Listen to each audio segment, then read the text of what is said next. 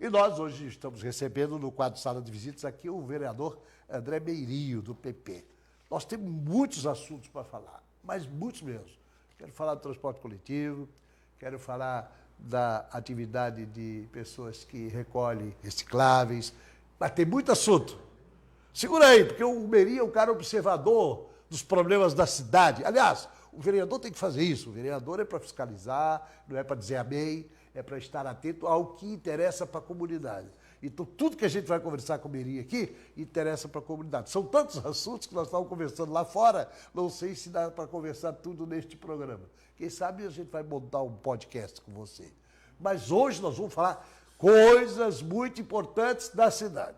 Anota bem esse nome também, tá? André Meirinho. Anota bem esse nome aí. Beleza? Primeiro, a situação do transporte público municipal e possíveis soluções. É cabeludo esse negócio aqui. Boa tarde, vereador. Boa tarde, Gilberto. Boa tarde a toda a população que nos acompanha, a TVC Panorama. Prazer estar podendo participar do teu programa mais uma vez, da gente poder debater temas importantes para a nossa comunidade. E aí, me conta esse negócio aí, a situação do transporte coletivo.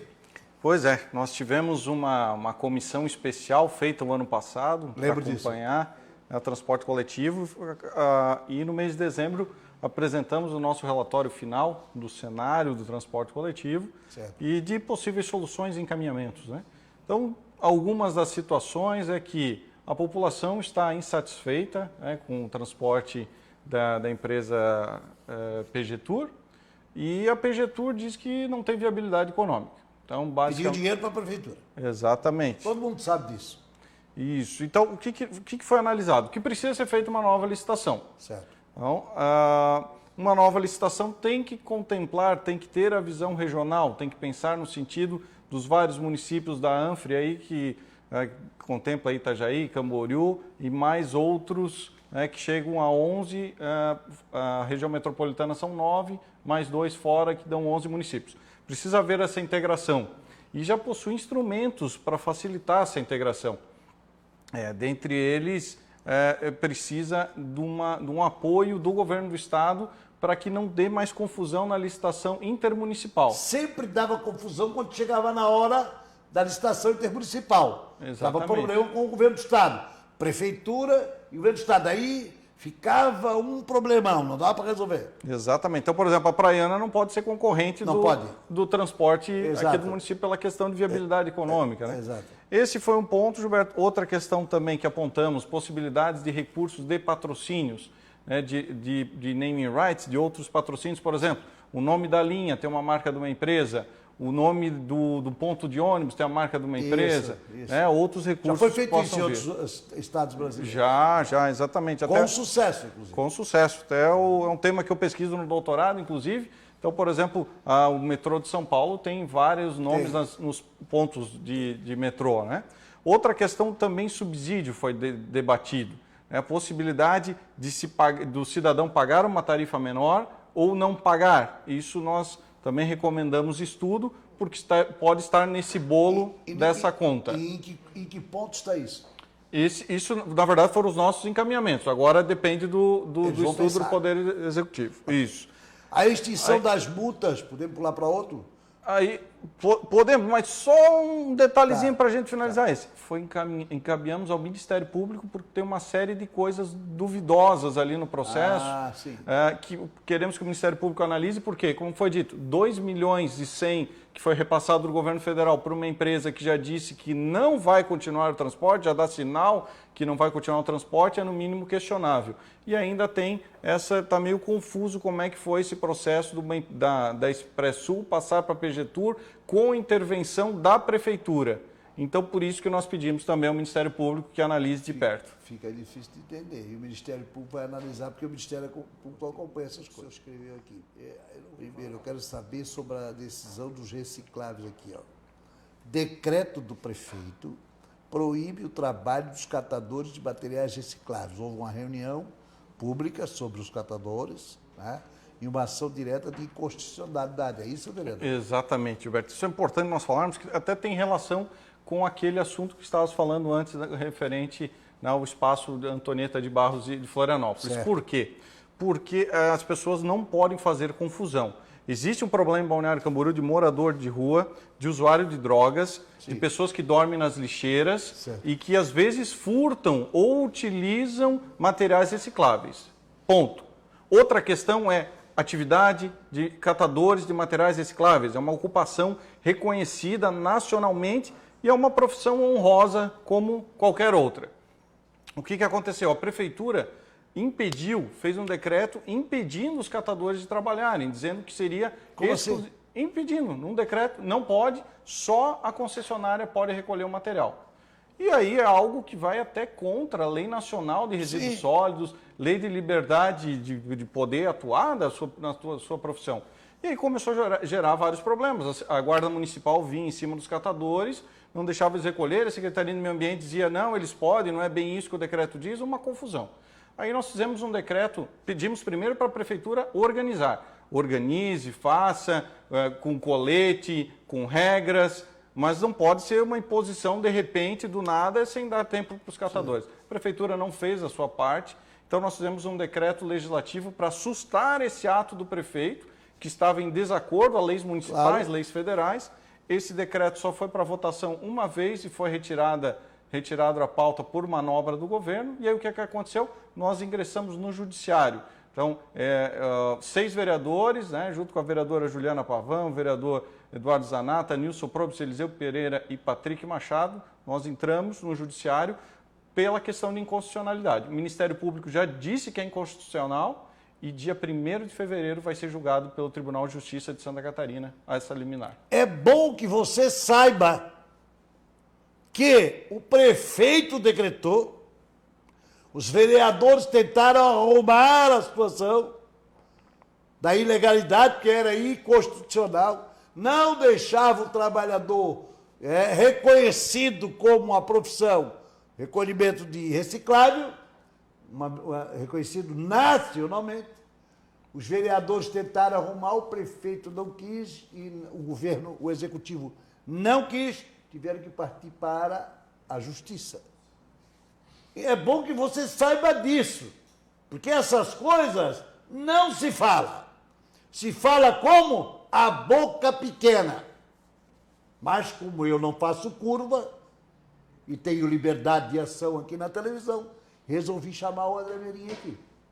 Para que você saiba, não adianta ficar escondendo, botar debaixo do pano. Até porque 2024 está logo ali. Vai ter eleição de novo. Já perdeu a eleição da Câmara. A ressaca deve estar grande ainda. Perdeu a eleição da Câmara, que achava que ia fazer o presidente da Câmara. Não deu. Né? Agora esse negócio bateu. Mas dia 1º a gente vai saber o que vai dar isso aí. Bom saber que ajuda. Reurbanização da orla da praia. E ter essas cobranças por transparência, outra coisa boa. Transparência e informação à população. Ô, Gilberto, lembras do ano passado, né, que ficamos cerca de 9 meses cobrando para que o governo fizesse uma audiência pública. Então, quase um ano cobrando, finalmente foi feito o ano passado, uma grande participação na comunidade. Confesso que não lembro de outra audiência pública que tenha tido tantas pessoas na Câmara dos Vereadores. O pessoal acompanhou online também, foi apresentado o projeto, com uma série, né, de polêmicas, o que vai ter, o que vai deixar de ter, quanto vai custar, que foi levantado, e até aquele ponto não apareceu nada. Então, o que a população espera agora são providências, execução do que vai acontecer de fato na orla e o que vai haver, né? O que vai acontecer, quiosques, ponto de milho, os espaços, a ciclofaixa, os espaços de convivência, quando que vai ser iniciado, quanto vai custar. Organizaram que estava uma bagunça, né, vereador? Vamos falar sério. E assim, ficou uma expectativa muito grande, já debatida na época, Gilberto, já na época do alargamento já vinha muitos debates, né? E que inclusive geraram fake news, questão de Restinga, questão de Tubarão. Então, assim, como o governo não esclarecia, gerava confusão. Agora nós esperamos o que de fato o Executivo vai fazer referente à orla, que é o que causa um impacto para todas as pessoas e interesse. O Estatuto do Pedestre, gostei muito disso aqui. É um projeto que o senhor espera que seja votado em 2023. Conta isso pra gente. Exatamente, Gilberto. Esse projeto já apresentei no mandato passado. Nós fizemos audiência pública com importante participação da comunidade. O que entra o Estatuto do Pedestre? Em questões de o pedestre tem que ser o centro da mobilidade urbana. Ou seja, por exemplo, quando se faz uma calçada, imagine se a pista do asfalto fosse a mesma lógica da calçada. Cada um faz na frente da sua casa. E aí, imagina como é que ia ficar o asfalto. É paralelepípedo, é estrada de chão, é um asfalto bem feito, outro mal feito. Então, essa é uma questão, né, dos debates, né, do Estatuto do Pedestre, que visa, então, recursos públicos para mobilidade para o pedestre. Aqui em Balneário Camboriú, cheguei em 2009. Eles já discutiam a pedra que ia ser colocada na calçada. Tu te lembra disso? Me perdoe. Não. Outra coisa que eu gostei aqui, alternativa de arrecadação sem oneração da população, porque a prefeitura arrecada recursos, diminuindo despesas em função de lei de patrocínio, de naming, não é isso? Naming rights também. Naming rights, isso, a palavra em inglês. Tudo aqui, tudo é inglês, né? Nos Estados Unidos ele não põe nada em português. Barcas e espaços de evento público. Isso. Gilberto, na verdade, esse projeto eu apresentei ainda quando era secretário da Fazenda, lá em 2015, ele foi aprovado em 2016 e aos poucos vem sendo implementado. O que acontece? A possibilidade de vincular marcas a espaços públicos ou a eventos, como o Carnaval, como o Réveillon, e que pela projeção de Balneário Camboriú, do metro quadrado de Balneário Camboriú, que a cidade arrecade e deixe de gastar. Então, o que já vem sendo demonstrado no município, e até nessa questão da Arena Verão, já foi arrecadado cerca aí com outros eventos, cerca de 2 milhões. E fora o que se deixou de gastar. Então é importante que se avance nesse sentido, é algo que nós defendíamos lá atrás, já viemos cobrando, agora está acontecendo. Então é importante que, de fato, a cidade consiga, principalmente nas áreas de turismo, cultura, esporte, assistência social, meio ambiente e mobilidade, recursos privados para que sobrem mais recursos para outras áreas e investimentos públicos. Então, são muitas as possibilidades e aí, então, também nós estamos aprofundando esse tema no doutorado e em breve, aí, em fevereiro, também teremos mais informações nesse sentido. A pergunta que não quero calar. O senhor é um homem jovem, está no segundo mandato de vereador, né, porque um mandato foi 3 meses, né? A pergunta que não quero calar. O senhor é candidato à reeleição, ao cargo de vereador, ou o senhor vai preferir uma majoritária? Gilberto, já tenho conversado com as pessoas em geral que, como estou no segundo mandato eleito, mais um outro como suplente, então seriam 3 legislaturas, e um grande legado de normas para a cidade, de cobrança de plano de metas do prefeito, de segurança hídrica para a cidade, de lei de inovação na parte econômica, entre tantas outras, que eu sinto que o legado de normas está bem consolidado. Então, não serei mais candidato a vereador.